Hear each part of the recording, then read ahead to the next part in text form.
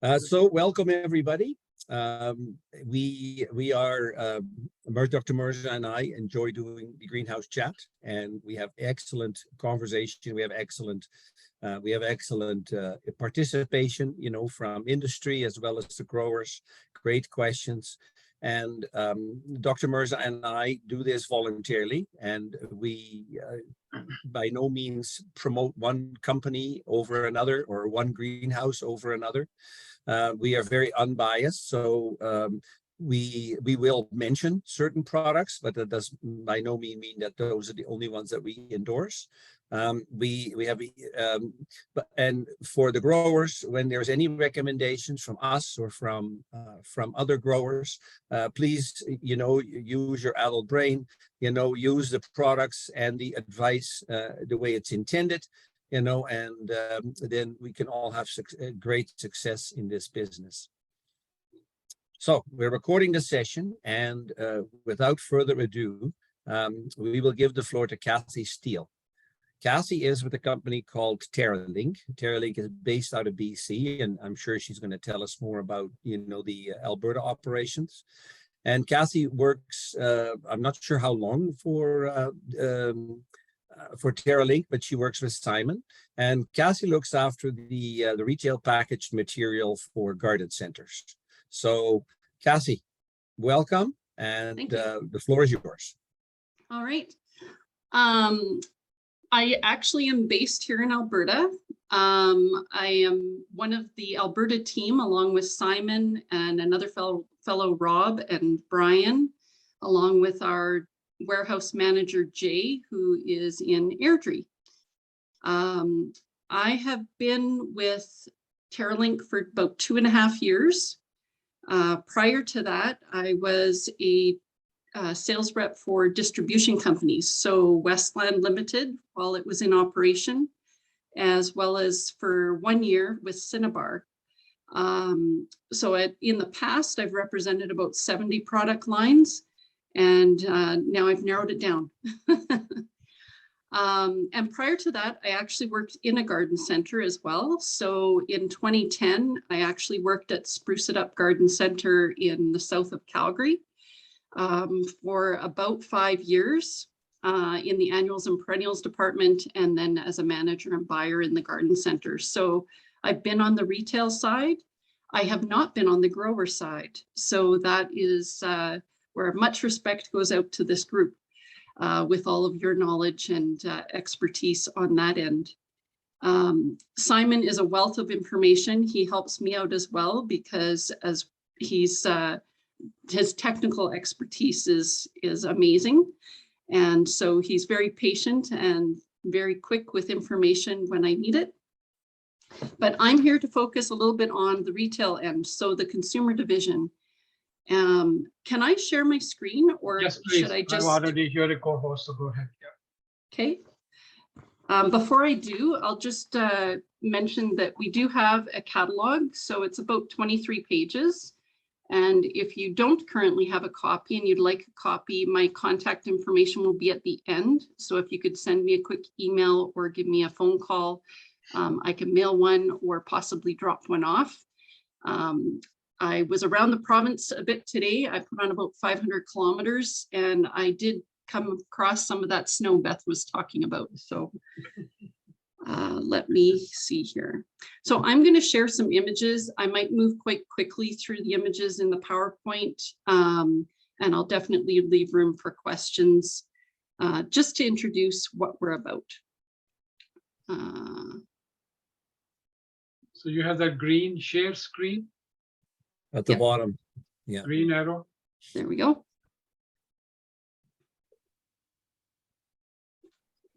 Oh, good.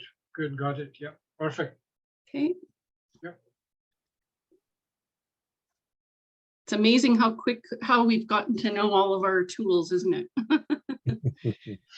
Okay, so just a little bit of an introduction. We have, with the retail end of TerraLink, we have organic-based and conventional fertilizers. We allow you now to purchase directly from the manufacturer. In the past, it was only available through distributors, but because there are fewer and fewer distributors, we wanted to make sure that you have options. So you can still order through Eddie's or Hydro Farm, but you can also purchase direct from us as the manufacturer. The advantages to purchasing direct are that you get to access the full product lines and of course pricing. As part of the support for this program, my sales territory is actually Alberta, Saskatchewan, and Manitoba. And we opened an Airdrie warehouse so that we can service the prairies. There is no minimum purchase. The reason for that is that you can place a small order and you can pick up, or we can give you a freight quote. We also do have delivered pricing if you're purchasing a 1 pallet minimum. And I can always go through things like that with you individually. What are the benefits of the TerraLink retail home and garden products? I think one of the biggest ones is that it's only available through independent retailers. So you will not find our products in any of the box stores. So you don't have to do any price comparing or matching. And the quality that you have already with the commercial products is what you can find within the retail products, which is wonderful. So we have high quality products, ingredients such as stabilized nitrogen, the Acadium kelp, micronutrients when needed. You know, our scientists know what you need for specific plants and can put together those formulations. We have even put together custom products for some of our retailers out there. So I'll just give you an idea of what the packaging looks like. On our organic line, which is the Organique line, this would be an example of our liquids. So again, I'm not a believer in reading to you everything that's on a slide, so I'm going to let you do some reading as you go, but just talk a little bit behind the scenes as we go as well. These products that are in the liquids are available 12 to a case, and they all have vented caps. And the reason for that is so that they can vent out the gases. They are decomposing. They are an active product within that container. So it just helps to let off the gases there as they're fermenting. So we have quite a full line. Obviously, we have general purpose, we have tomato and veg. We have a fruit and berry product. We also have a couple of products that are more specific. So a biofish or a fish fertilizer, a simply calcium, which can be used in conjunction with the tomato foods. So this can help to prevent blossom end rot as well. And also a kelp boost product. So as I mentioned, we have a lot of quality ingredients in our products, and the kelp is one of them. You will find kelp, granular kelp or kelp extract in many of our products. And the reasons are evident here. So they contain, the kelp just adds so much robust nutrition to the fertilizer. We've seen some videos that show, for instance, some of the root development, and it's just amazing what the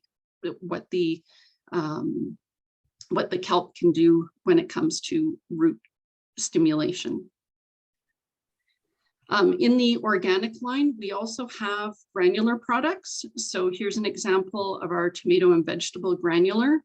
Again, for someone who prefers just to be able to sprinkle it on every week to 2 weeks, depending on how they're going to follow the directions here. They are available in the, sorry, I'm lifting this up and it's actually got product in it. Just to give you a kind of a visual idea, this is what the size of the 1.8 kg looks like. So it's quite a good size product. And it would retail for probably under $20. Like your cost FOB Airdrie, for instance, would be $8.55 for this product. And when it comes to the liquids, that would be your liquid 1 kilogram, just to give you a perspective of what that size looks like. And your retails would be or your cost rather, would be about $7.70 each. So just to give you an idea of, and any of the products that are in this size are available 6 per case. So the 1.2 to 1.8 kg are 6 per case. And it makes it quite reasonable so that you can order a variety of products. The bag product is also available. So depending on the product, it might be a 7 or 8 kg bag.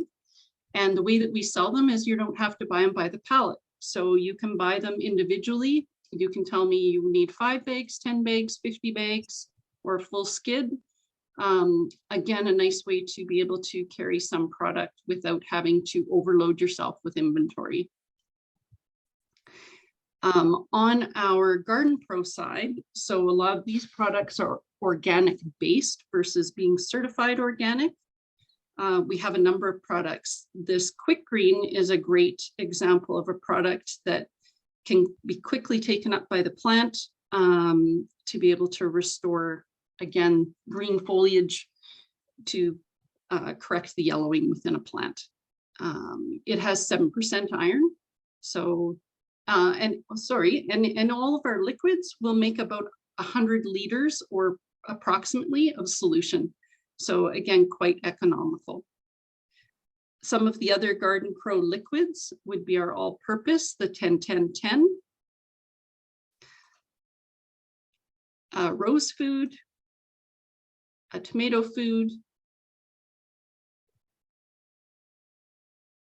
and our transplanter. Again, the transplanter has IBA in it to help with root stimulation, and also the kelp extract. That's one of our top liquid products for sure. We also, on the Garden Pro side, have, again, the granulars as well as the bag products in a variety of veggie and flour, rose food. It just depends on how someone wants to feed their plants, whether they want to mix it within their watering can or whether they want to sprinkle it on and have more of a slow release. We have lots of options, and you can either stay with, something really defined. I've talked to a number of greenhouses this week, and sometimes, if you're, as an example, some of you are open for about a 6-week period, and you may want to have some very specific products just to go with those plants that you're sending out the door, such as a slow release hanging basket or a super bloom product. Those of you that also sell trees and shrubs and are open longer, again, it's taking advantage of being able to support the plants that you're selling with some product to help the customer have success. I mentioned the slow release. This would be our 14-14-14 Osmocote. That size there, it's about a 400 gram, 500 gram, depending on the product because of the weight. But a really nice size, usually retails for around $10. So an easy add-on for the customer when they're purchasing their annuals or baskets or containers from you. We also have a line of water solubles. So again, people are quite familiar with the formulations here. The customers are, like a 20-20-20, a Super Bloom 10-40-25, an Evergreen Food, the 30-10-10. And last year, we also introduced our 10-52-10 as a super starter. And that formulation was really well known through the prairies and had been kind of missing in the market, in the retail market. And so we introduced that. It turned out to be one of our top 5 products last year. Again, there's your small. That's your 20-20-20. All the water solubles also have blue lids, just so that a customer can identify those as water solubles. I don't believe in talking for too long, so I hope that gives you a little bit of a snapshot of what our product lines are about, so that I can leave it open for some questions. If you'd like to get your hands on one of the catalogs, I can send one electronically, or I can send you a physical copy. And my email's there, my phone number is there. I'm traveling lots, so you know, don't be surprised if I show up on your doorstep. People are often surprised when I show up in some of the remote locations. That's part of my pleasure of being a sales rep and wanting to be able to physically see your location and see your operation, big or small. I like them all. Feel free to ask me some questions. I'm happy to answer. The organic type fertilizer, what's the base of it? Like, what's the starting material? Most of them are fish emulsion. So fish emulsion and kelp extract and humic acid. That's most of the base of the organics. And do you recommend adding a salt-based fertilizer in the program when you're using the organic material or the organic base? I haven't actually. Like, so to it works good on its own. Like you have a calcium, you have a calcium formulation, as a retail, so could the consumer use both, or you recommend that? Yeah, the Simply Calcium is also an organic product, and it can be used with the organic tomato and veg, either the liquid or the granular. Or if someone wanted, we don't have it in the Garden Pro side, so someone could add it in if they're using more of the conventional fertilizer as well. Okay. And you focus on selling this in retail-sized packages so that it goes on the shelf in a garden center and then is sold as such. It's not well, you could. Do you also sell it in larger quantities, or does Simon look after that if the grower decided to use it on a commercial scale? On the commercial scale, there's often a comparable product in the larger bags, like a 15, 20, 25 kilogram bag, as an example, or there are a number of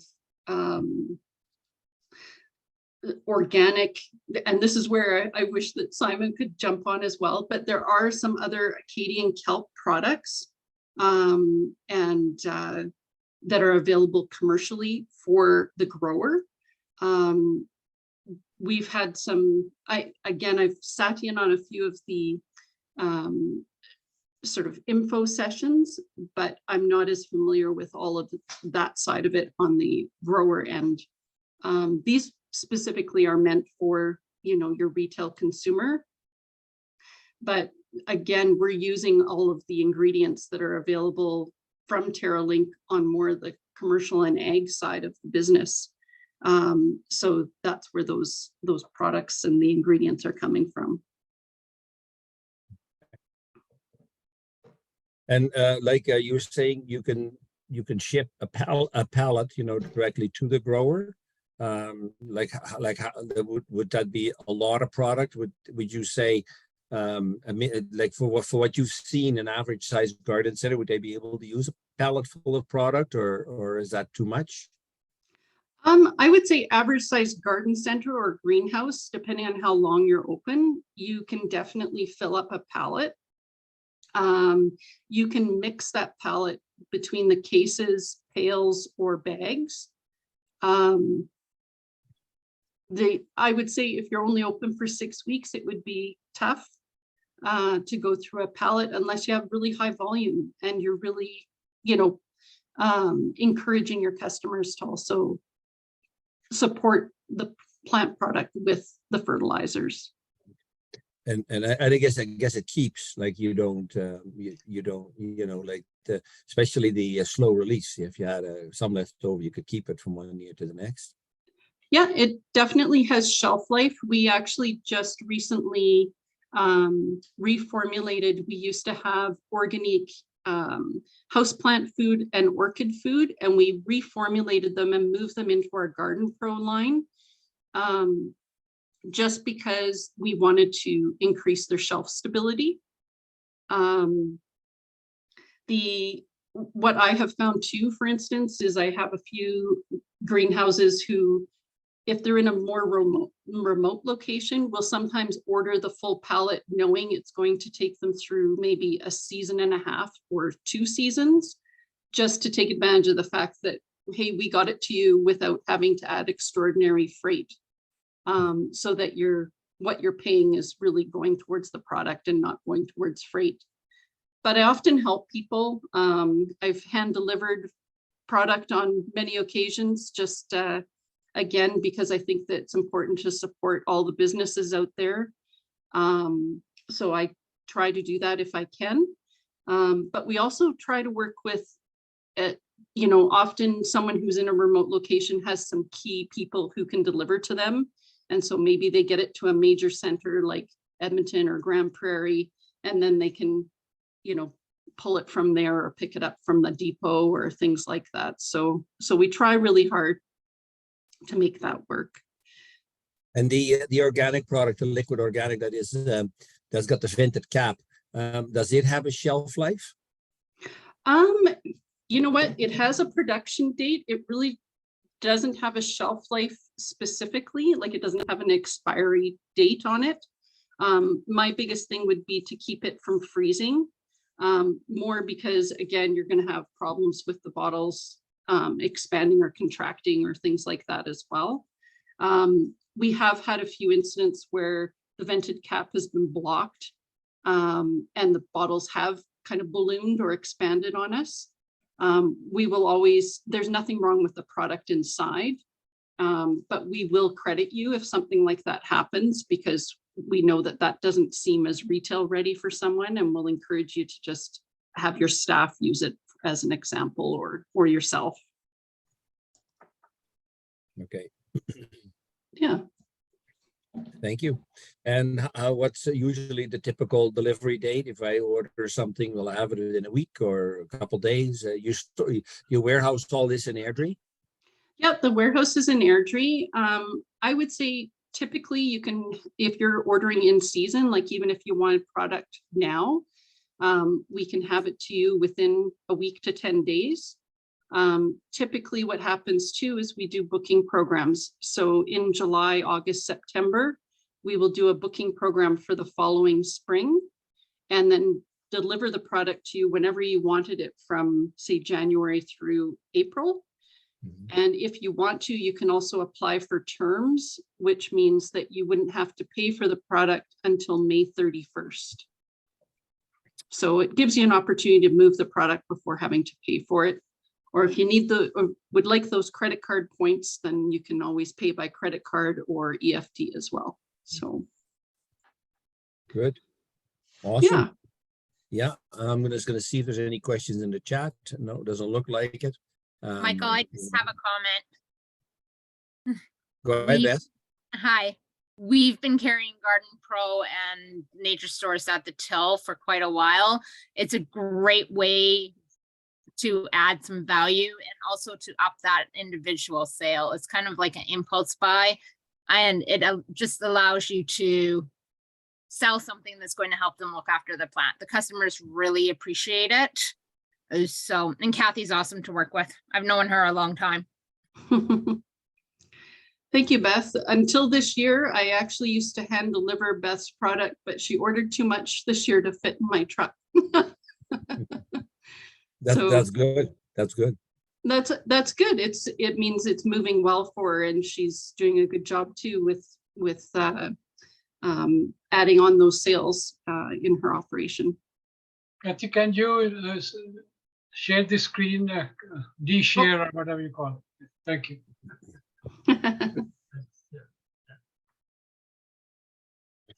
Well, Kathy, thank you very much. This has been an eye-opener, and I know that you can only cover so much territory, but having the growers listen to this might help. Your area is also Saskatchewan, so, and we have some Saskatchewan growers here, so it's good for everybody. Did you, at the convention in November, did you have some display at the Terling booth, a section for the retail, for the commercial? Yeah, I was set up there with Simon, so so that we could make sure that people saw what the retail products looked like as well within the booth. So you could sort of touch and see the size of the product. And yeah, we're happy to be at the Green Industry Show every year if we can. I know Simon enjoyed having a partner in crime to set up the booth and to kind of handle questions back and forth. And often we have some overlapping customers too, right? So yeah, we work well together. It's definitely a symbiotic relationship to support each other. Good. And we will be at the Garden Center Summit in Vancouver in July. I believe it's July 9th to 14th, something like that. We will be there as well. Perfect. Perfect. Okay. Mirza. Yes, thank you. I think I would like, should I call you Byron or Berne Cook? Is it Byron? It's all good. It's my mom's fault. My first name's Robert. She called me Bernie and then put a Y in it. So Okay, Bernie, it's all good. Perfect. You don't have a PowerPoint. You just want to talk a little bit, or you have something? Yeah, I was just hanging out and Okay. checking out the group. We could tell us. I did put in the newsletter, which is going out quickly, but please tell us apprenticeship program at the Lethbridge College. You bet. We'll have details on that in the newsletter, and I could do a PowerPoint in a couple of weeks if you'd like me to do that. Just basically what we're doing. We've been working with a couple of the major commercial greenhouses and looking at training people that are starting to work for the industry. So they've kind of signed on, they're getting their feet wet in the industry. And then the objective of what we're trying to do, we're not really trying to make them into 4-year agronomists.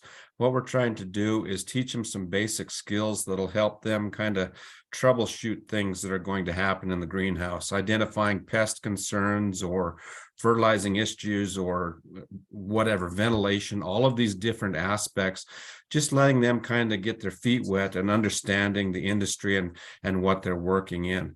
And so the concept of it being more of an internship or an apprenticeship is that they would be working at the facility. So they don't necessarily have to come to Lethbridge College. They could stay employed in, Acme or Medicine Hat or wherever they may be already. And the training would be about 20% online, PowerPoints and readings and videos and that sort of information. And then the rest of it would be hands-on training with their supervisors. So as they receive their training, they kind of expand the skill set they have and do a little bit more in the greenhouse and kind of work from there. So we're still in the process of finishing that up. We got a grant from Alberta Education to work on that. And we've noticed at Alberta Education, they're really trying to focus much more on programming that puts students right into the workplace rather than training people up and now hopefully go find a job. So that's why we're trying to identify greenhouses that would like to participate with us and train their employees right where they are. And they don't necessarily have to quit their job or go to the college or whatever. They can take it right exactly where they are, which makes it so much more user-friendly for everybody. We had to learn something from COVID, right? So the benefits of all these black screens and stuff, we've learned quite a few lessons on that, and online delivery is one of them. Yeah, so that's kind of in a nutshell what we're doing. It's still in the process. We'd like to have a cohort up and running this fall.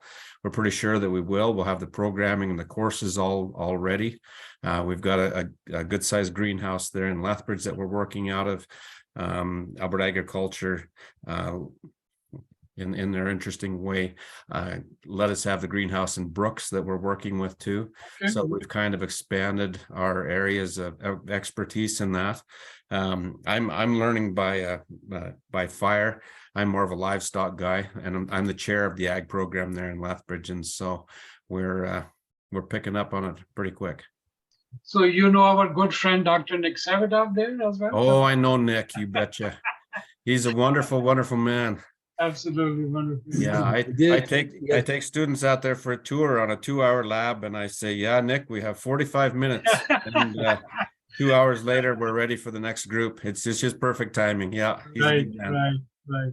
Well, I think that's So- really good. Quick question that what will be the cost structure? If the current employee in a greenhouse, that will be different. But if somebody is a newcomer, want to get training, so he has to admit as a student and then pay certain fees or get it done, or how will be that done? There's about 3 different avenues that we're looking at right there. One is with Alberta Agriculture. We're looking at maybe getting some funding through them to place some of these workers and to pick up some of the fees there. We're also looking at having the greenhouse pick up the fee. Maybe the student picks up some. We did a course similar to this with a feedlot workers course a few years ago, and it was kind of difficult because some people would do the training, the feedlot would pay for the worker, and then the worker would move, and so the greenhouse was out. And so we want to have the employee have a little bit of skin in the game, and yet at the same time it is an investment for the greenhouse. And so we're working on a cost sharing for that. So over the next couple of weeks we should have that hammered out. Great. And can you tell us? Can you give us a little bit about the curriculum that you'll be teaching? Like, I mean, does it differ from old? Does it have its unique twist? I think the unique twist is the fact that they will do most of the learning at the greenhouse itself. So about 20% of it will be little videos and readings and PowerPoint and instruction that way. And then an instructor will kind of tour around to the different greenhouses and check in. The supervisors of the students will have a minor part just to kind of check on them and make sure that they've kept up with what they're supposed to do, that they've kind of followed through with the lessons that they've taken, the quizzes that they've had as we've marched through. There's a lot more that we're able to do online to kind of check on that. So it's a cross section of the mechanics of it, the little bit of the plant physiology, some of the insects, a little bit on fertility, maturity of plants, all of that sort of thing.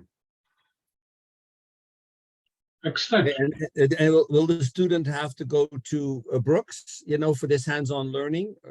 No, that's the nice thing about it is we've talked about where would the students come from, and I mean we could have them all come down to Lethbridge, but then they'd have to leave their families, have to find a place of residence down there, that sort of thing. So what we're focusing on is having them be wherever they are going to have their job.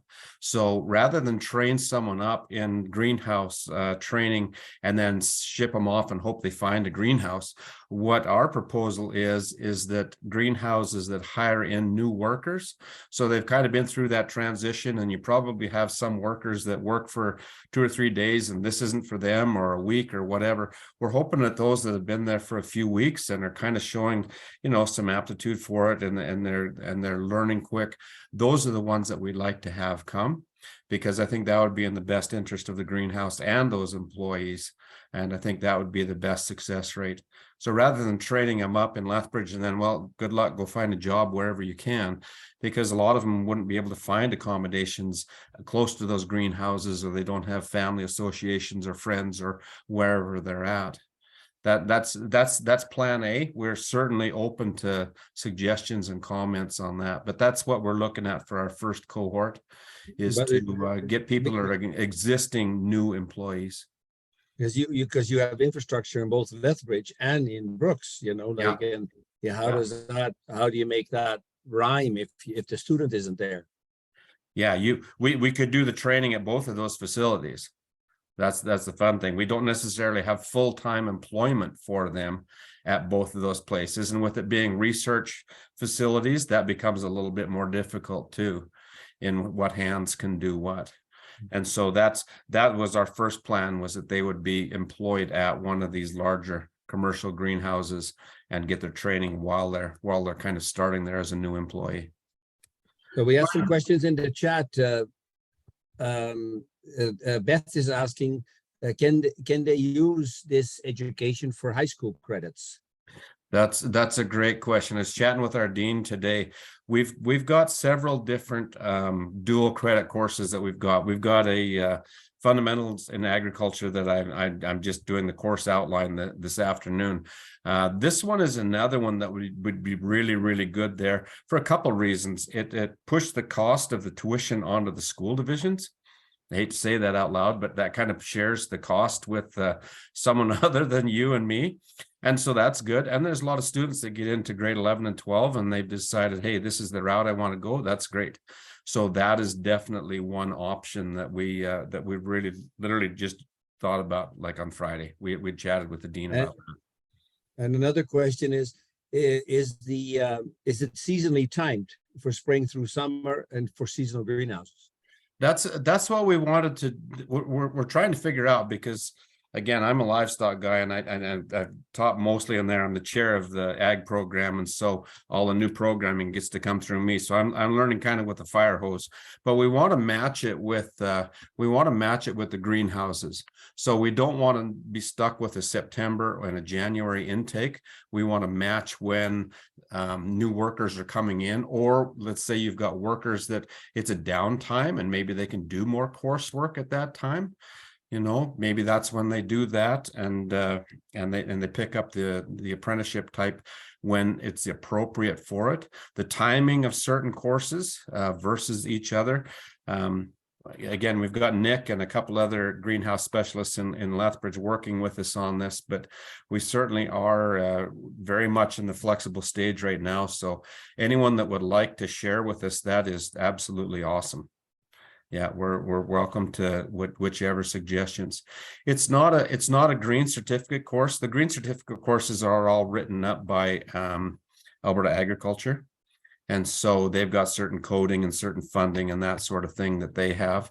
Their testing systems and that sort of thing. This is totally different from that. And we're really hoping that that employee can be literally employed while they take that training. It's a certificate program, so they'll have a 1-year certificate out of it. Currently, we have 7 courses that are in the works. They've kind of got micro-credential courses that we're building these from, but it's a matter of how we twist that and we deliver that in an online format so that they can pick that up while they work. Excellent. Yeah. All right. Thank you very much. I appreciate Thank you. that. So I have written in the newsletter as well what you sent me. So hopefully that will attract more attention. And next time, maybe any more progress. And many of our greenhouses are very good hands-on experience. So if one lecture you want somewhere voluntarily, we could always do that. So yeah, so that will be good. quite good. We do have a follow-up question on the green certificate. We helped build the green certificate program as an industry. My question is, how is it different? What Lethbridge offers. The major difference is the ability to deliver it in person while the person is working and having follow-up and staging through there. The green certificate program is typically just for high school students, whereas this is primarily focused for people that are working. The content is going to be very, very similar. Okay. So yeah, because at green certificate, you know, in those students, those high school students work in the greenhouses as well. Yeah. But so it's geared for people who are done high school and, you know, are college age, like are in the workplace. Okay. Yeah, no, and Debbie, I'd love to have that conversation with you and chat with that. If you want to follow up after, that would be wonderful. Yeah, a couple of years ago, gosh, it's quite a few years ago, because my daughter was in the first set of kids that did the green certificate once we had the curriculum made. But that was, how long ago was that, Michael? It's like 10 years we started that.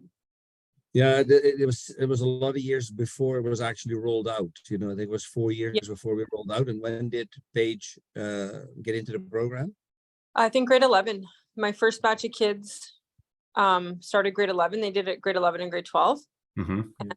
Or maybe grade 12. I can't remember. But it the content is fabulous. Like the curriculum is really good. And the right level, eh? Yeah, that's the key. Yeah, but it covers enough things that if they're more interested in science, they can dive further into that. If they like more the hands-on or the business, they can dive into those things. But the green certificate is for adults as well. It's just it's pushed more to children in high school. And that's where it's delivered. We've got a gal at the college, and that's how I've been associated with green certificate is they usually had it in grade whatever 10, 11, 12, and then we've kind of been pushing them into dual credit beyond that. And so I hadn't experienced green certificate with adults, so that's good to know. Yeah, the booklet is really good. Like it covers a lot. Good.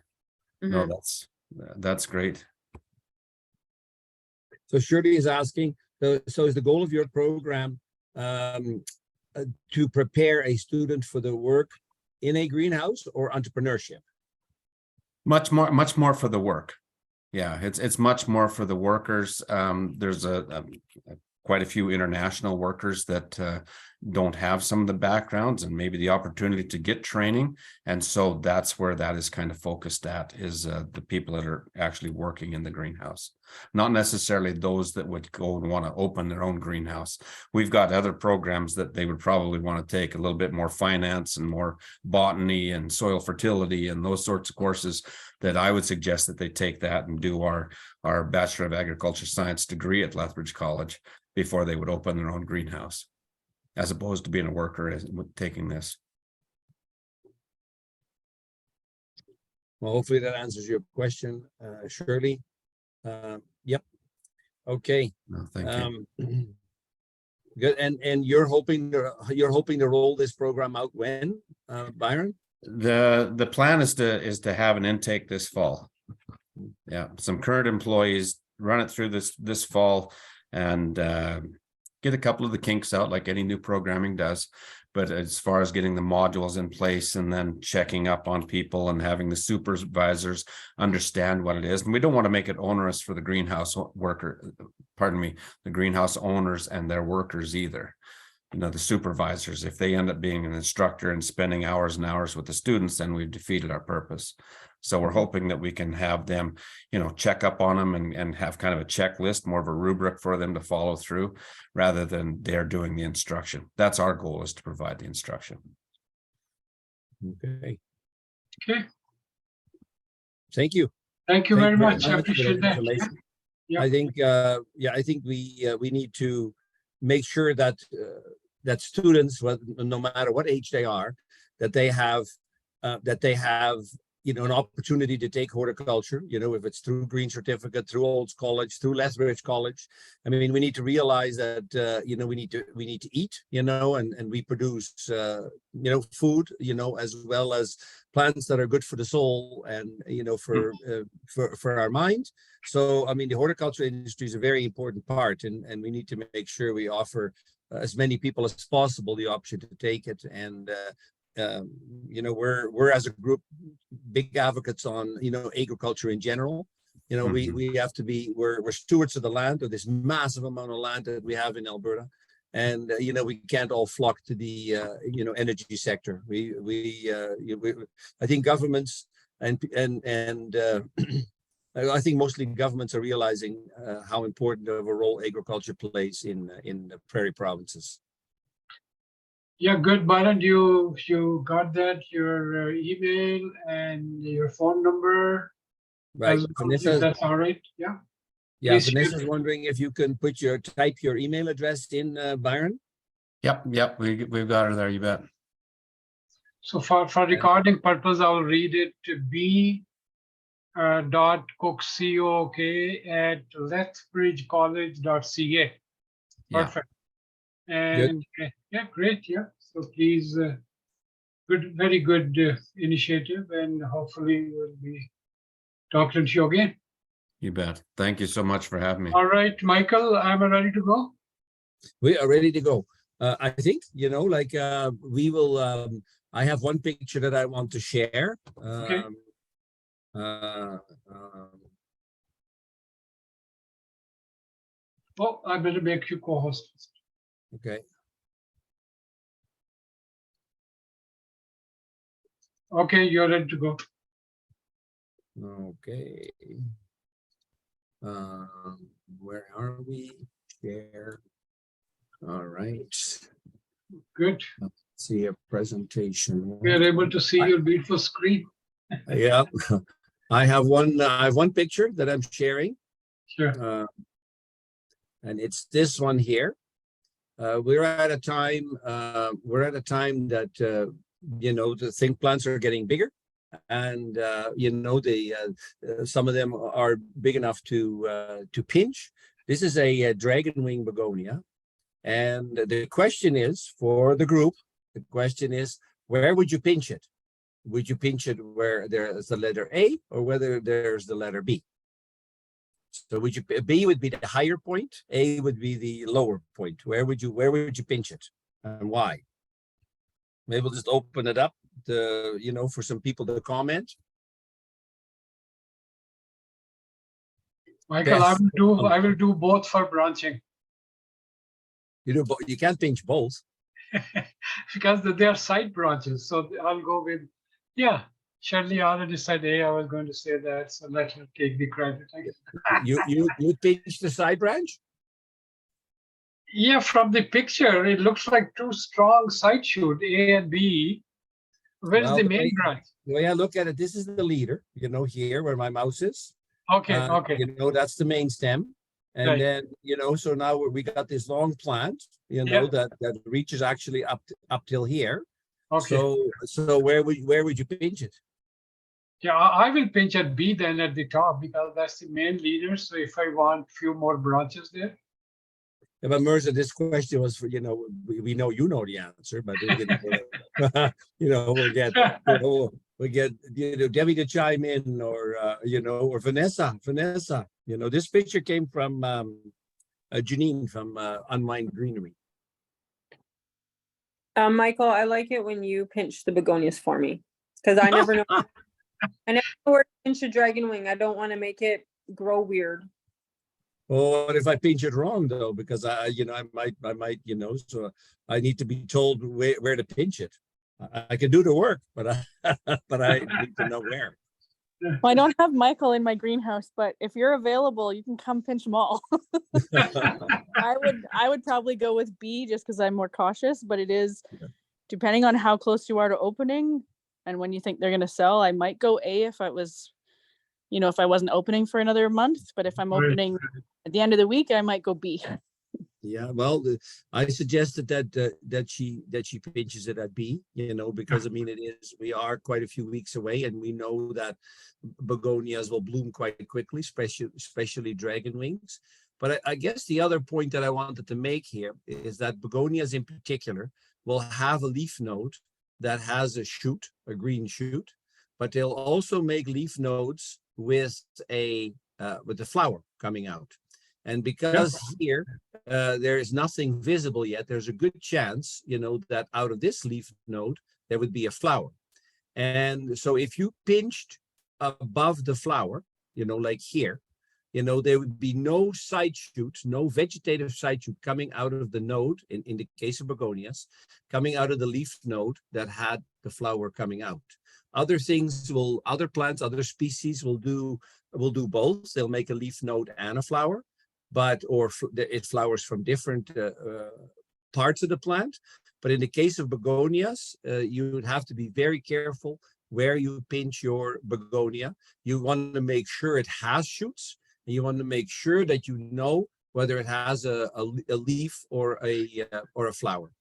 So in this case, I suggested that Janine pinches it here, like right by the letter B, so that this shoot continues to grow. And as you can see down below, there's a couple more, shoots. So this will turn into a very nice, compact plant with lots of opportunities to flower. Michael, would it affect the symmetry of the plant if we go with if we have enough time? If we do both A and B, then it will have a better, at least 4 branches coming up at the top. Yeah.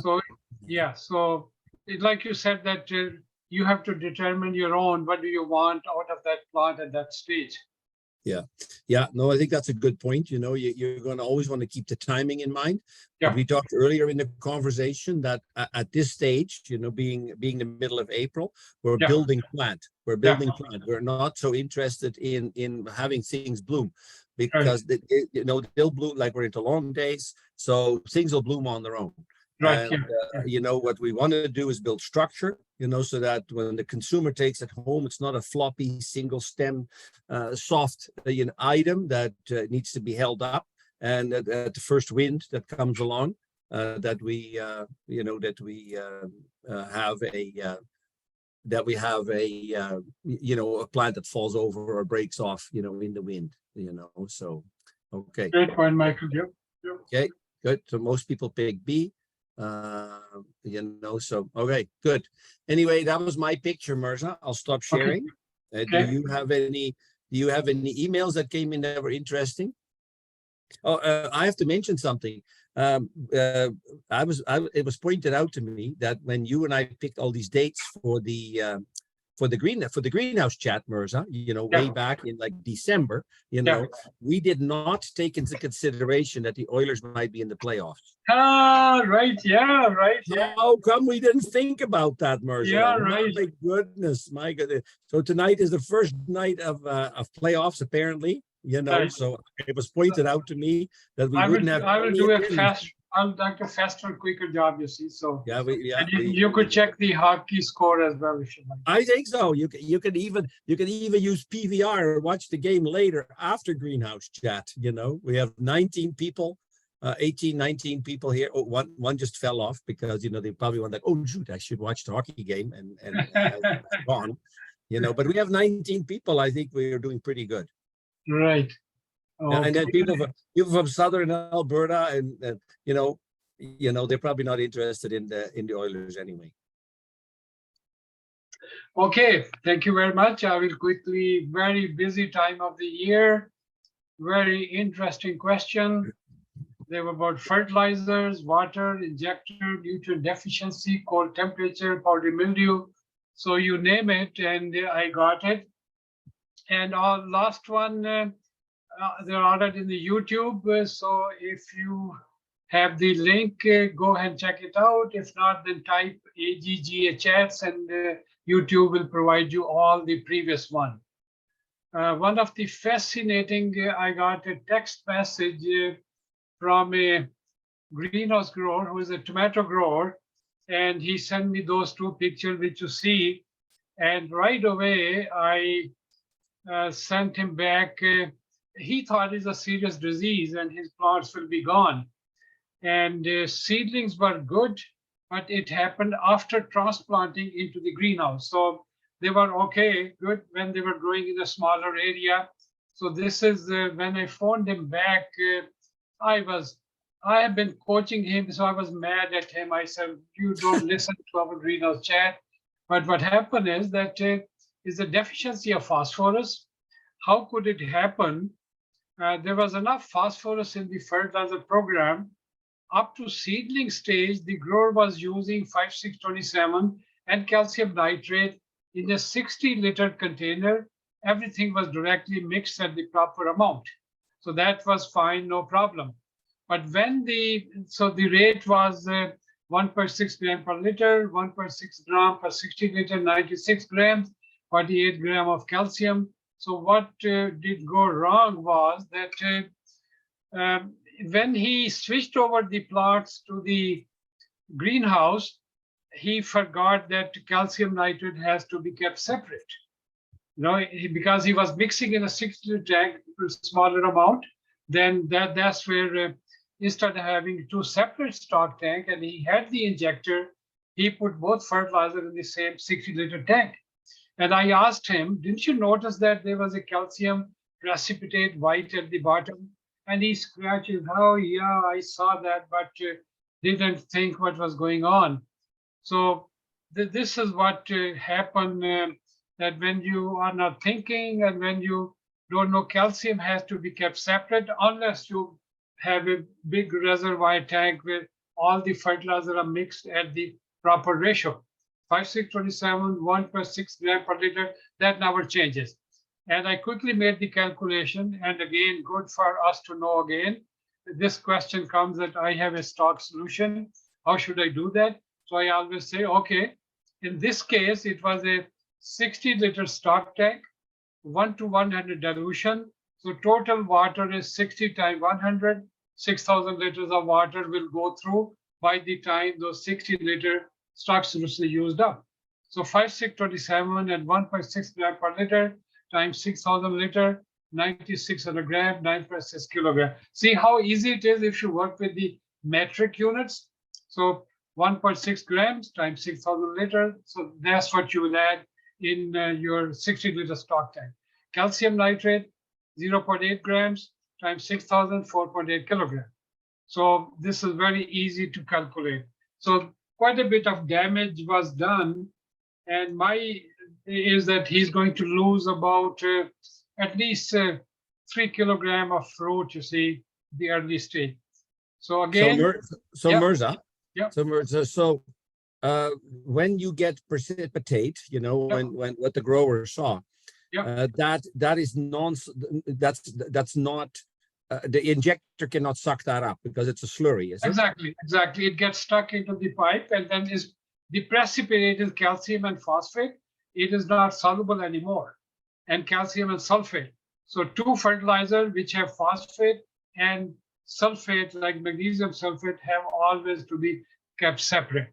That's why we always mix calcium in the second injector we use it. Yes, absolutely. So no phosphorus went to the plants, and the damage was done.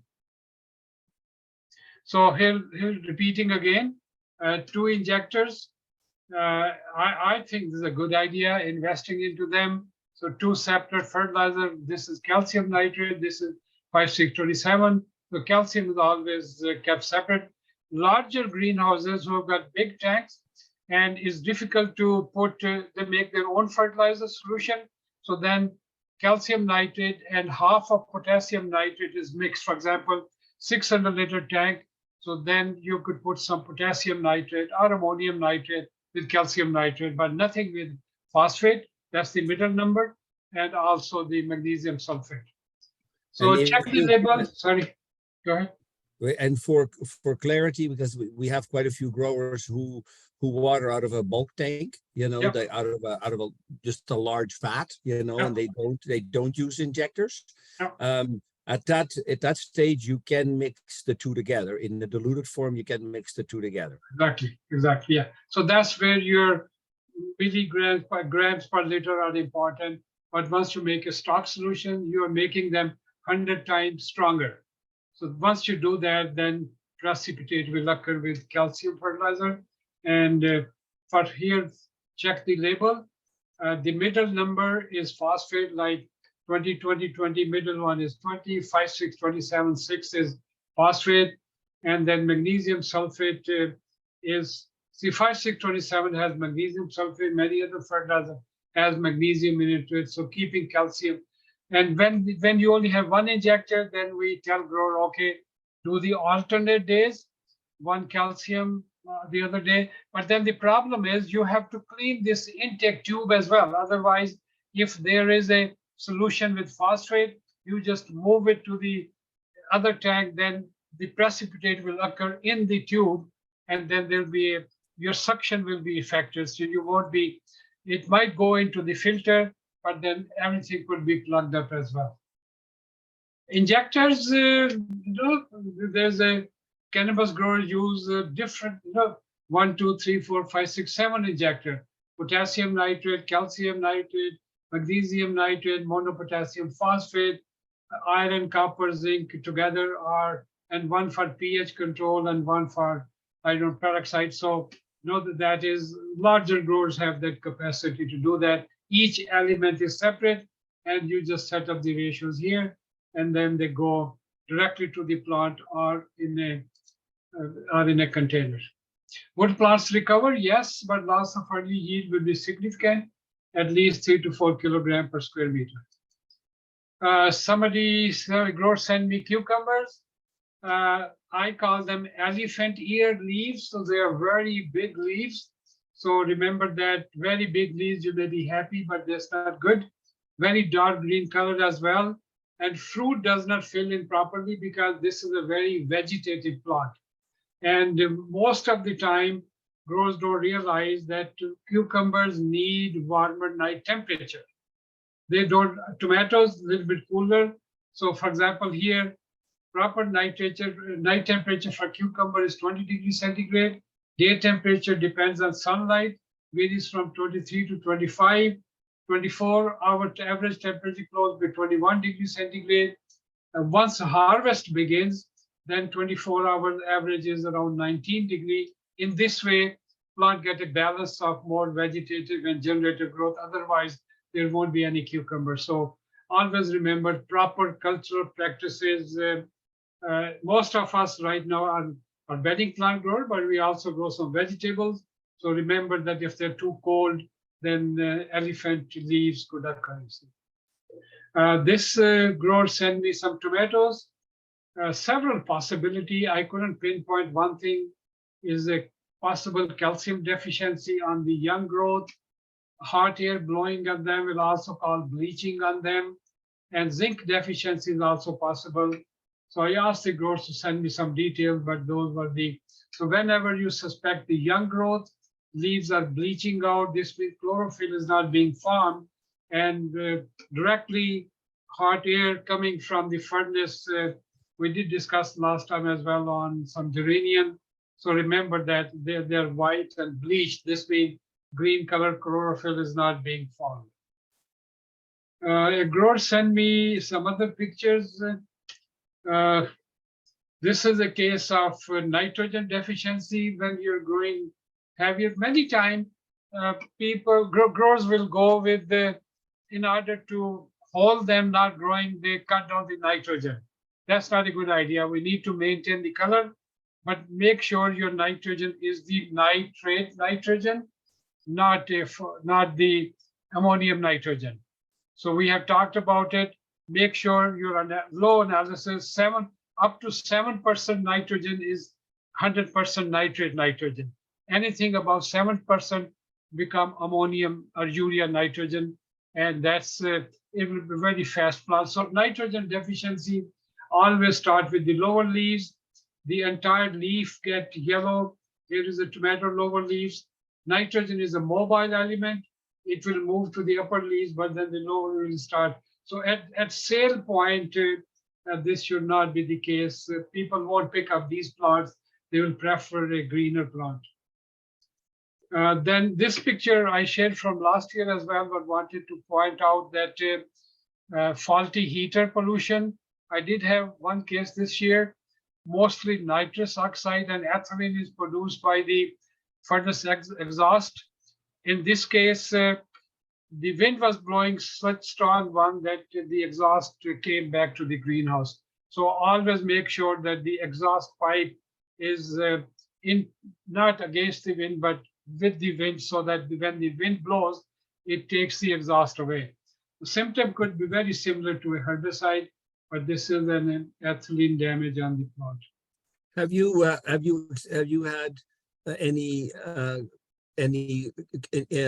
instances with herbicide damage on plants this year?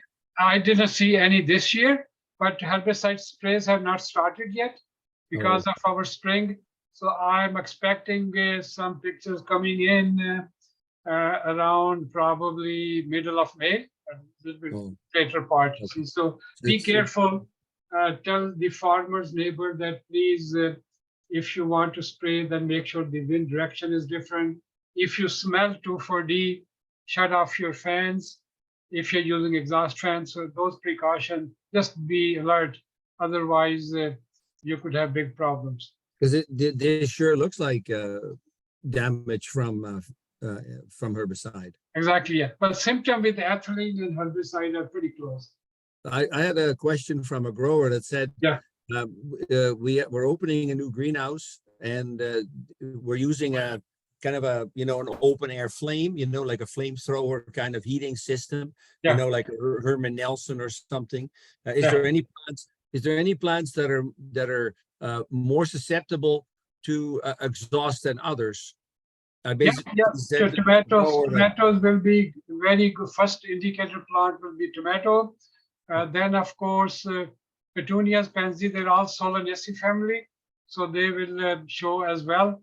But tomato is a good indicator plant for any pollution, any type of pollution.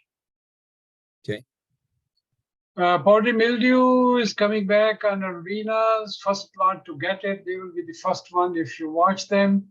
Dry humidity, white spores are produced. High humidity, condensation, new infection. So I have been emphasizing powdery mildew is coming now.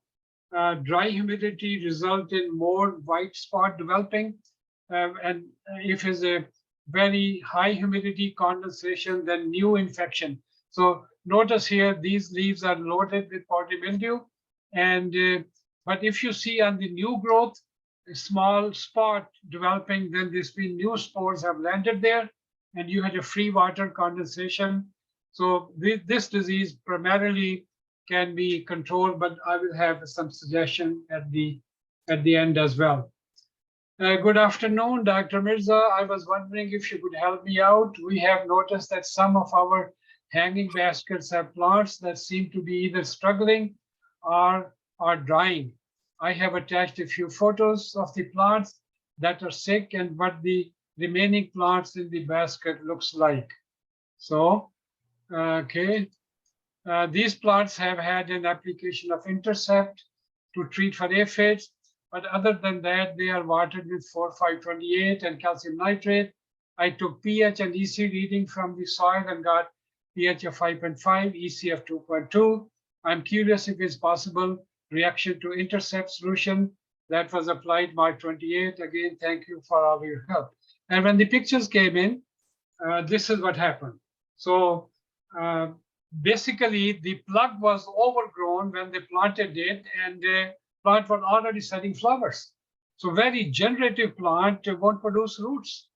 Some plants recover were there, but see, notice how very poor root development. They just didn't come out of the plug, and the big stems are there, big flowers are there. So plant became generative. They were either sitting in the plugs for a longer period of time, but this is a very critical mistake, which understanding that generative plants won't produce root because they have completed their life cycle. So my suggestion to it appears the root did not go out of the plugs after transplanting into the basket. One of the most common reasons is that the growing media is not pre-wetted before planting the plugs. More than 20-30 minutes in the dry medium, root tips. Many times, okay, I want to plant 100 baskets, then I will water them because baskets are difficult to, if they're wet, difficult to put them on. So you water them and let them drain a little bit and then wait for some time, then put them at the top. So thus the plant collapse will occur. The basket which look reasonable, seeds, they put them in a shade to protect them from high sunlight. Nothing to do with the Intercept.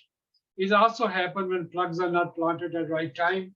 A generative plug will also be slow to root, remove flowers to initiate vegetative signals. So because we are growing plugs in a smaller hole, smaller size, so you have seen them, plug trays come and there are flowers on them because plant is mature, plant is generative. So once you transplant them, remove those flowers, and that send a biochemical signal, okay, start producing a few more roots on them. Good morning, Dr. Mirza. I have a couple of questions that I was hoping you might be able to help me with. I have noticed recently that some of our vines have started turning dark around the edges of the leaves. These plants are very healthy. Ivy geraniums, Bacopa, and others, we moved the vines into the troughs about 3 weeks ago, but I have noticed the change in the leaves. pH and EC are within range. Watering is done as they needed. Would you possibly know that this might be caused by? We are using calcium nitrate 4,5-I alternative there. Okay, her next question is about the plants yellowing on the older leaves. I believe this is what the grower said, that this is due to nitrogen deficiency. Correct diagnosis. I believe when my brother was watering, he thought he was not supposed to use the calcium nitrate solution. And with this fertilizer, 5627 or 4823, nitrogen primarily, about 80 ppm come from the NPK, but rest is coming from calcium. So are you able to confirm me? Yes, absolutely. So this is yes, that's the shortage of nitrogen. In this case, major nitrogen coming from calcium nitrate, little bit of temperature as well. So they are more on cold side, but definitely entire plant is turning the loss of color is a deficiency of nitrogen. A grower wrote me, picking nice green peppers will lessen the fruit load on the plant and promote more plant growth and future fruit set. This is a commercial grower, very intelligent, very knowledgeable. Fruit load determine the direction of growth. Too high a fruit load. So right now the price of green pepper is much higher than because imports are not coming in much. So he's able to use them to his advantage, take the peppers off, sell them, and it will help with the plant to have much better balance as well. It takes good 4 weeks from green peppers to colored pepper. Any pepper, colored pepper is always to start with green first, and then they turn the color. Sometime when the growers share their first harvest of tomatoes, these are the cocktails, so always they're very excited to see. One grower sent me onion transplant. They grow onion for the field, uniform and no tip burn, basically tomato field. So he was pretty happy. Medium nitrogen to high potash, very, very good one. On the other hand, one grower sent me onions lodging due to, he said, okay, what can I do? So when plants are overgrown, they become leggy. They have been using a fertilizer with high ammonium as well. Michael, can you cut them before planting? Can you chop the heads off? Actually, you should. You should. Okay. You know, at this stage, you could probably cut 50% off. Okay. And then they'll stiffen right up, and sometimes even a second time.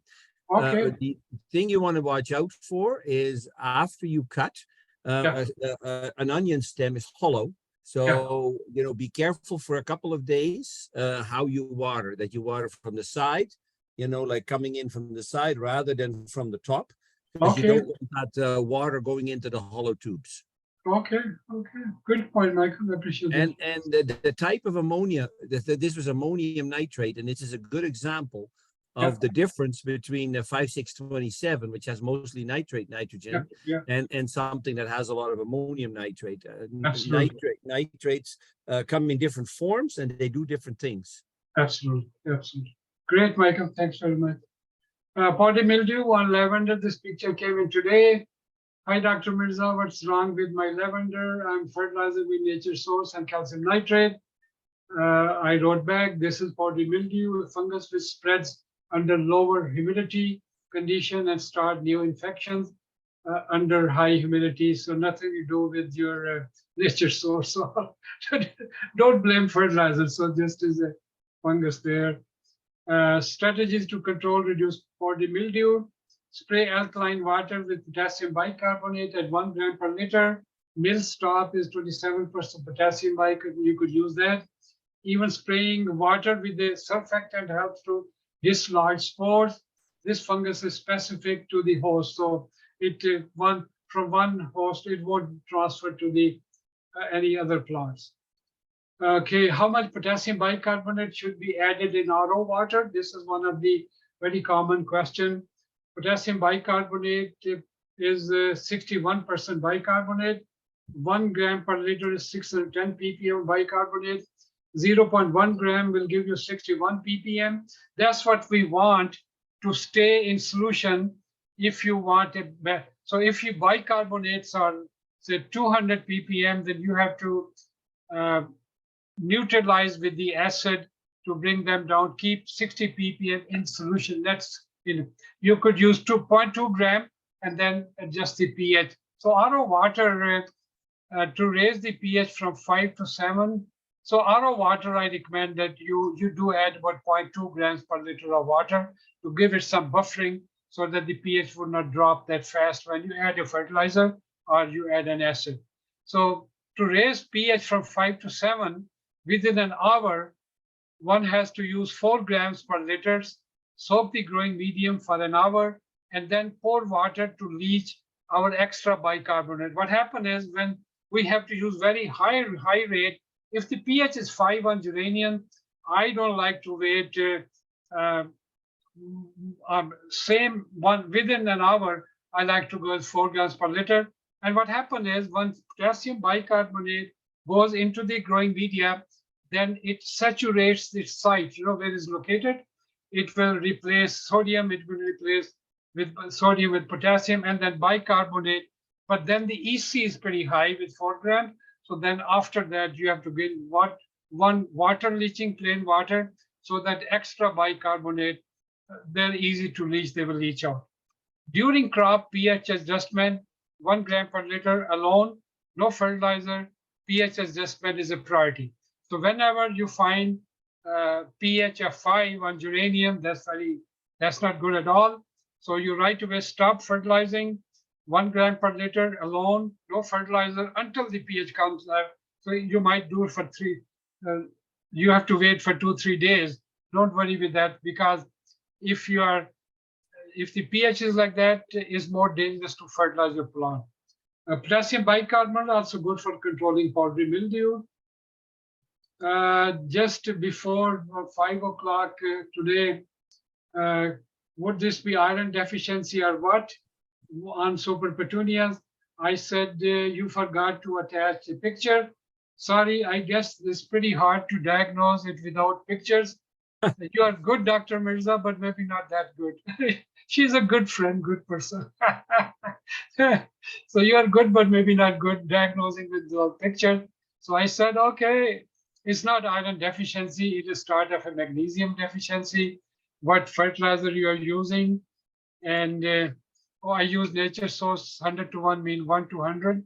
So I said, if you have Epsom salt, magnesium sulfate, then you can fertilize with that 1 gram per liter. And we have seen with any fertilizer, sometimes deficiency could occur, you see.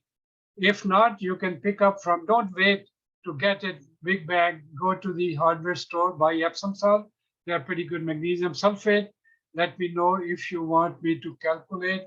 And her answer was, thank you so much, Dr. Mirza. You are such an abundance of information and an invaluable resource to the greenhouse industry. Thank you. And I wanted to give a pat on back. So that's why I put up a picture. Well, you're right. You're right. The editor is right. Like Mirza, you pack so much information. It's really hard. Oh, Mirza, can you go back to that verbena slide? Sorry, can you share again? And then we'll go through the questions. Sure. Okay.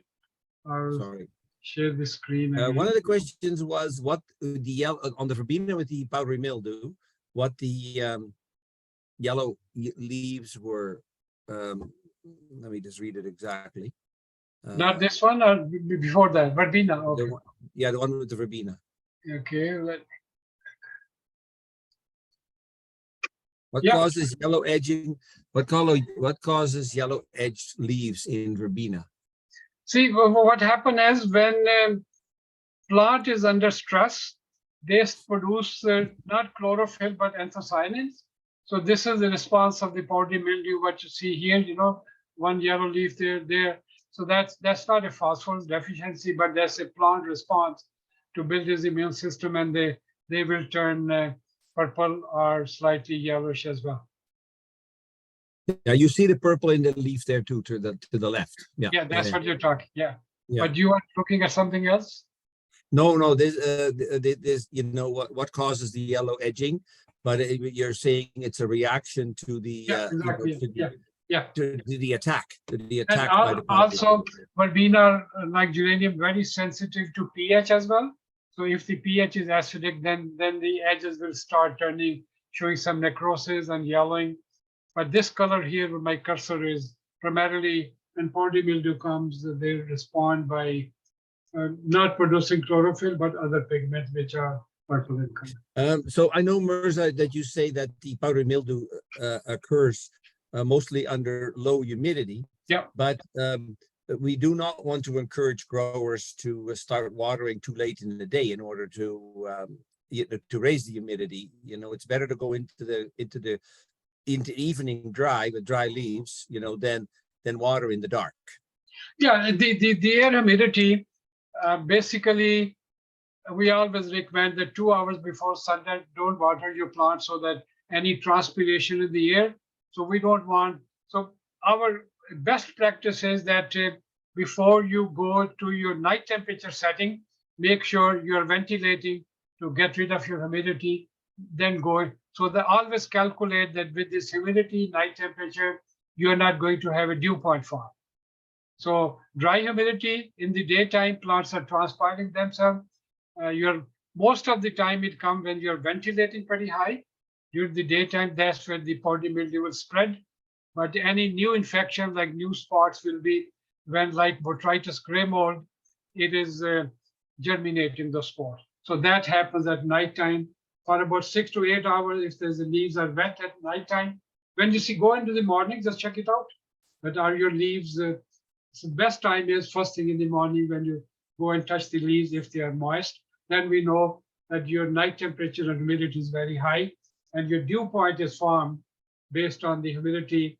For example, if the humidity is 100%, then your dew point could be about 18 degrees Celsius. So we don't want that.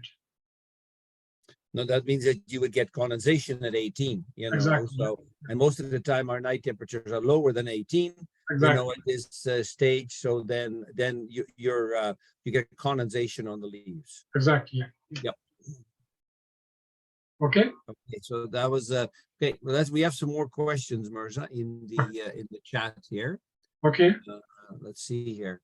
Let's start at the top. Okay, Vanessa's sharing a picture of a German ivy, and she's saying, "Help." Oh no, it says, "Any idea on what to do?" They're on the drier side. Can she share the picture, or did you Yeah, see? she did. She did. It's in the chat. It's in the. There's a file. Can you see it? Is it in the chat? Yeah, in the chat on the. There's 2 pictures. So my take on that is that German ivy. Yeah. German ivy is super sensitive to leaves that turn black. They just kind of do that on their own. So as you could see, she had to push away some of the foliage for us to see inside. The plant is very dense. And with that, you know, as soon as the leaves are stacked on top of each other, you know, with German ivy, then the bottom ones start turning. First they turn black, and then they start shriveling up, you know, and drying up, leaving a mess.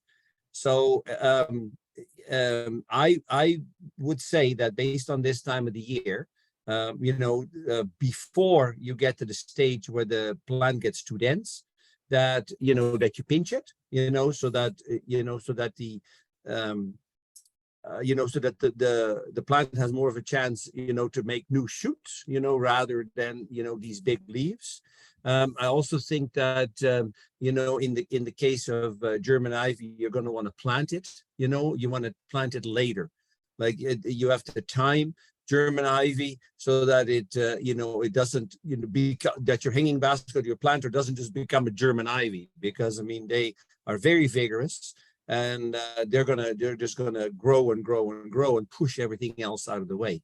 So timing on German ivy, if you planted a German ivy today from a plug into a 4-inch pot, you'd still have a big product to sell, you know, by Mother's Day, which is a month away. So if you wanted something, you know, in a planter, plant a small plug, you know, and if you wanted to, you know, instead of pinching, you could take some of these bigger leaves off, because like cucumbers, they'll make large leaves. So I would say, you know, plant it later, take some of the big leaves off so the light gets in the middle, you know, or you know, and or pinch it, depending on the situation, so that you get more shoots coming from the base rather than big leaves. Hey, Michael, when I enlarge the picture, there's a serious issue of gray mold as well. Those spotting. Well, that is because the plant. That is because the plant is so dense, you know, Yeah, like exactly. I mean, those are all secondary problems. You Exactly. cannot provide air movement, Absolutely. to something that is that dense. So yeah. So cleaning up and giving it a shot of Phyton-27 will be copper fungicide will be quite helpful, because otherwise this gray mold will take over, because there's a very thick canopy inside. So Michael's suggestions are good there. So Beth is saying I had to read or remember something about potassium bicarbonate as a preventative for powdery mildew, and that it had to be done prior to PM showing up. Potassium bicarbonate is not a preventative. It is more when you see the infection. Xerotol will be more preventative for gray mold. So potassium bicarbonate, because it coats the spores, and spores cannot germinate in alkaline water. So preventative will be xerotol or mineral oil at about 1.5%. You see, lower rate for that. Another product, but it's not as easy to do unless you're a large grower, is potassium silicate. So we know that, silica in potassium silicate will strengthen the cell walls, and powdery mildew is not able to penetrate. Yeah, absolutely. Okay, when you are treating for powdery mildew, is there a better time of the day to be treating? Says Beth. Yeah, that's a general principle. You do it around 9-10 o'clock when the plants are, when it's not a very bright sunshine. That's the principle. Plants should be transpiring a little bit, so it's not very hot, humid. Generally, there's a high humidity, and we don't recommend to spray, because then the plant is not reactive. If it's a drench, it will not take up. So generally nowadays, about 10 o'clock is a good time. And I don't want to go late as well, because then nighttime humidity will be high. So but you don't want to do it on a hot day. Exactly.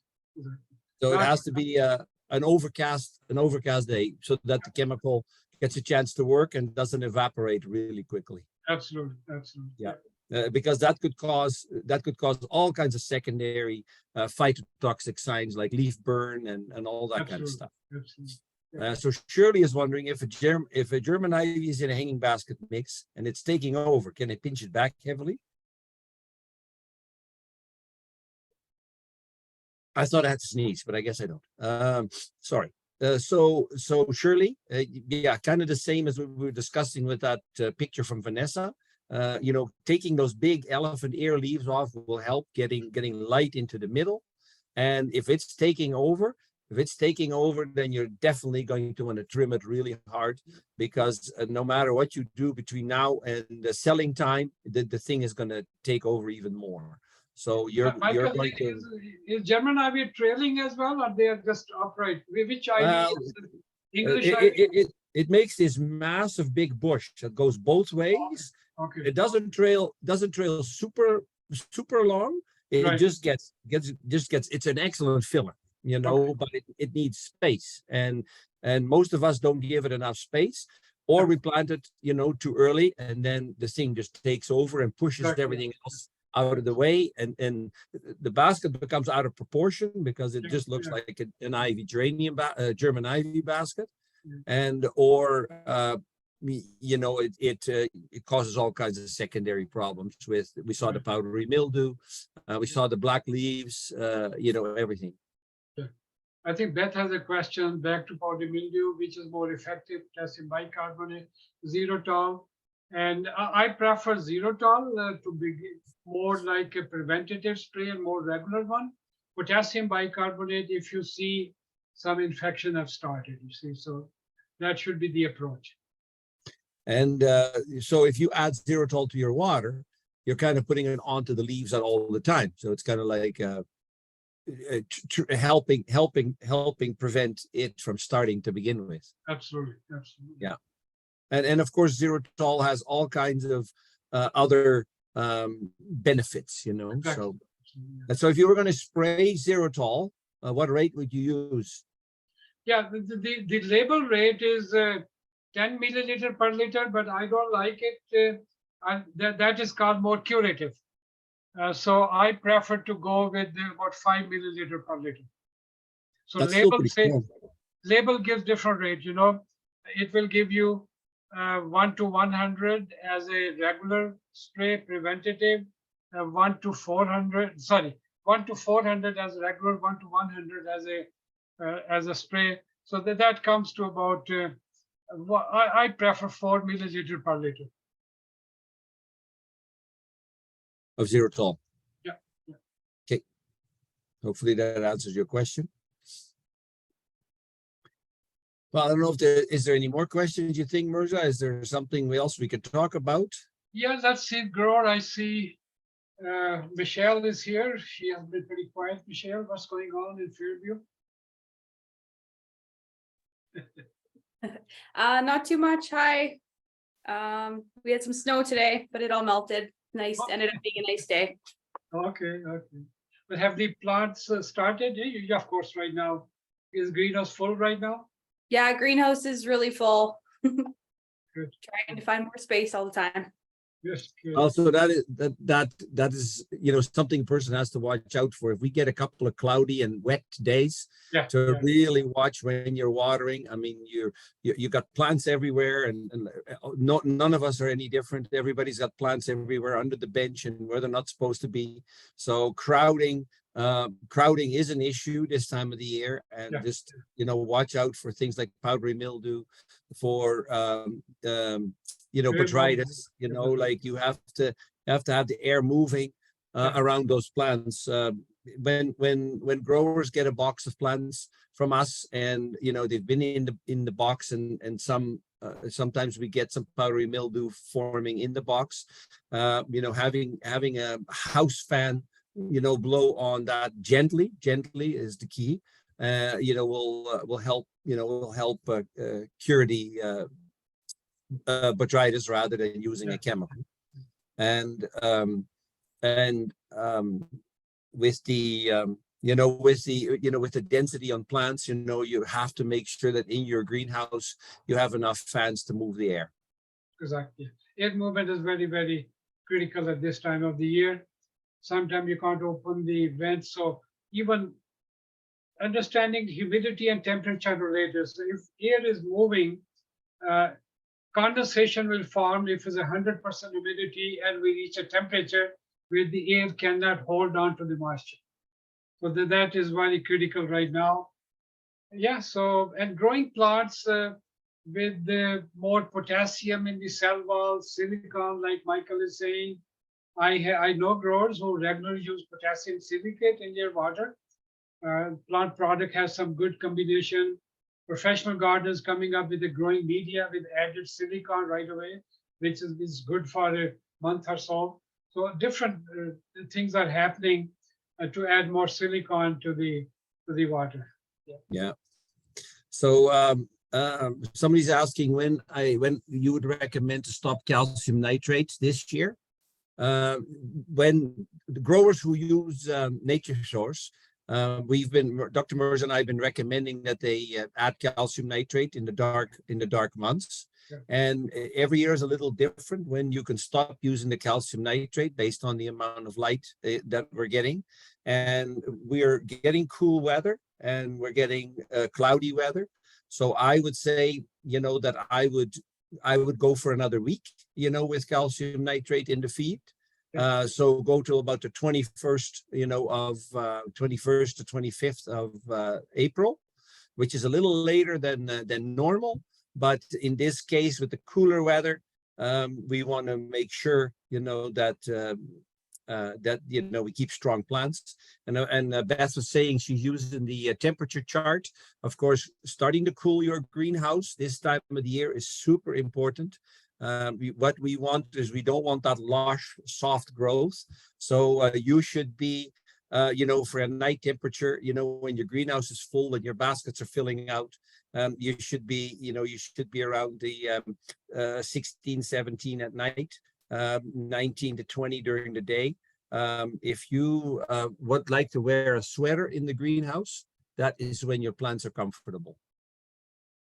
And another term that we need to use is something called average daily temperature, which means that, if we do get, the sun coming out, it's really hard for us to control the temperature in the greenhouse. So they could shoot up to 30 degrees. So if your temperature is 30 degrees for a few hours during the day, and you have a temperature of, 16, 15, 16 at night, then for the same amount of time, then that average daily temperature comes down, so then you have to aim for a lower average daily temperature, by keeping your nights cooler, because we cannot control the heat during the day once the sun comes out. Good point, Mike. Yeah. So so I would say this year best till the 25th of April. And then you can switch to just strictly nature source at 250 parts per million. Great. Christine, how are you doing? I'm doing okay. What do you mean, okay? Not very good. It's pretty much a jungle in my building because I'm so small. Okay. But we're getting pretty close to opening, and hopefully it goes good. Good, very good. Yeah. And Sandra is pretty quiet today. Sandra, you have a snowstorm to fight with there, or you're okay? On Wednesday, it's supposed to rain all day tomorrow, and then Wednesday they're saying 10 centimeters here, and then another 3 for the following day. So Yeah. we'll see what happens. So to manage crops, like Michael was saying, that on cloudy days, watch your temperature. Don't need to irrigate, so keep them. You don't need to water them, as a routine. So watch your temperature, humidity. If you're not able to vent, then naturally humidity will rise. But you could always, is your ridge vented or you have fans? How do you ventilate? I have roofs, my roof's open, Yeah. but if it snows that much and it stays on the roof, then I can switch over to exhaust fans. Okay, yeah. And whenever I see growers will leave about 1%, 2% vents open, unless snow is hitting in such a way so that natural ventilation continues. So don't tight it. Your vents are open. So when you are using fans, then naturally they are on a timer or on a humidity. So they are gone for 1 minute, then stop or something. So mine, I can set through the Bartlett, so I can just set whatever temperature I want to exhaust at. Okay. If I have to, I can put it on the dehumidification cycle, and then as soon as it hits 80%, it will automatically vent, then heat, then vent. Good, again. So that's very good. haven't had to use that yet. I've been lucky enough that the roof's been able to open. Today she was wide open because it was 14, so Right, it was right. warm, but I'm following his chart to the letter. So now I'm down to 17 during the day and 14 at night, or 15 at night. Is that HiQ chart or Debbie? Yeah, the one that Michael had last season, he had put that Yeah, I put it on in a newsletter. Yeah. Yeah, and I'm following it really, really closely, and I like the plants are nice and small, but lots of bud sets starting, and the leaves are tougher, like not that softness that you get when it's warm. Right. The only thing is the aphids. I thought, oh, this is gonna be great, I'm gonna keep the aphids down. Well, they just popped out in the salvia, in the callies, and on the canna. They came some of the stuff that's got very soft. So the Colmani didn't keep up, so I gave him some insecticidal soap and Good. get on top of it. Yeah. Oh, I see someone said intercept, and I'm like, I won't use that stuff. Absolutely not. Never again. Only biological is all I use now. Okay, good. So Can I how's ask a things at question about the Bartlett? Can I ask a question about the Bartlett? Sure. How do you change your humidity setting? For like dehumidification, or for what you want?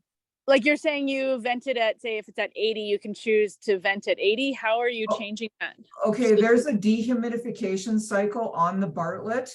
Yep. And you can go in and set it, like you can put it in for a percentage, whatever percentage humidity you want for your fans to come on. So if you set it for 80 and you have like, I think mine set for a 2-minute delay or something like that, it will vent. So your inlet shutters will open.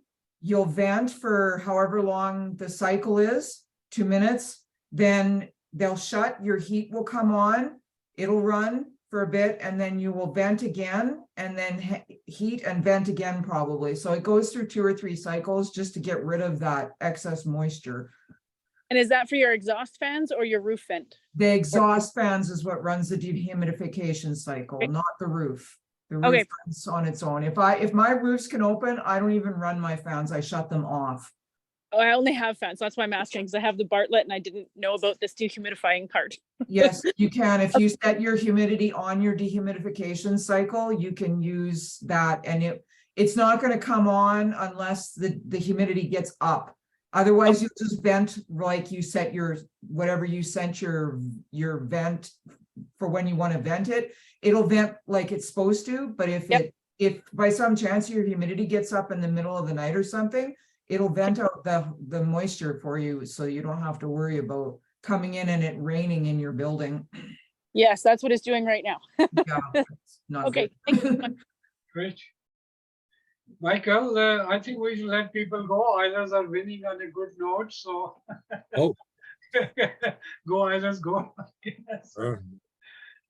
Well, thanks everybody for joining us here tonight, and we will do this again in 2 weeks. Simon has asked for a new slot, so when his cold is gone, and we will also hear from the professional gardener in the next little while. So we'll go from there. Okay. Okay. Take care, everybody. Always nice to see you, and go Islanders, go. Well, have a great night, everybody. Good.